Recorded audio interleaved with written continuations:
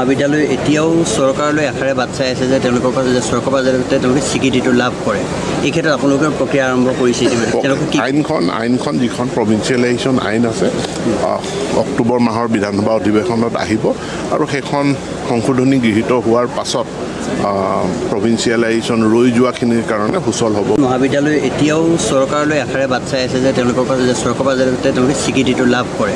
এই ক্ষেত্ৰত আপোনালোকৰ প্ৰক্ৰিয়া আৰম্ভ কৰিছে আইনখন যিখন প্ৰভিঞ্চিয়েলাইজেশ্যন আইন আছে অক্টোবৰ মাহৰ বিধানসভা অধিৱেশনত আহিব আৰু সেইখন সংশোধনী গৃহীত হোৱাৰ পাছত প্ৰভিঞ্চিয়েলাইজেশ্যন ৰৈ যোৱাখিনিৰ কাৰণে সুচল হ'ব। মহাবিদ্যালয় এতিয়াও চৰকাৰলৈ আশাৰে বাট চাই আছে যে তেওঁলোকৰ পৰা যে চৰকাৰৰ পৰা যাতে তেওঁলোকে স্বীকৃতিটো লাভ কৰে।